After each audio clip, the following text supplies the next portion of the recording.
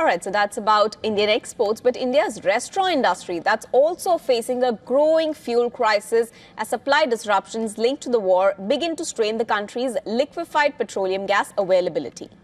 The conflict has unsettled energy supply chains across West Asia and created uncertainty around shipments moving through the Strait of Hormuz. India depends heavily on imported LPG, and the majority of those imports pass through the narrow shipping corridor in the Gulf. With the war affecting tanker movement and increasing logistical risks, authorities have moved the safeguard domestic energy needs by prioritizing LPG supplies for households.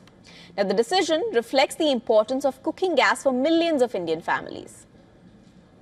More than 300 million households rely on LPG as their primary cooking fuel, making uninterrupted supply a politically and socially sensitive role.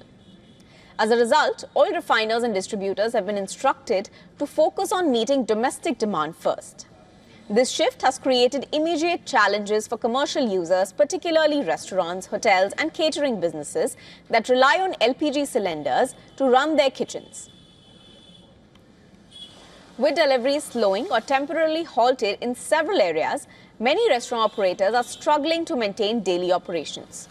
Smaller eateries and mid-sized restaurants, they are particularly exposed as they typically lack an alternative energy source or backup fuel arrangements. In several regions, operators are warning that kitchens could shut down if the supply shortage continues. The industry is already facing pressure from rising operating costs and uneven consumer demand.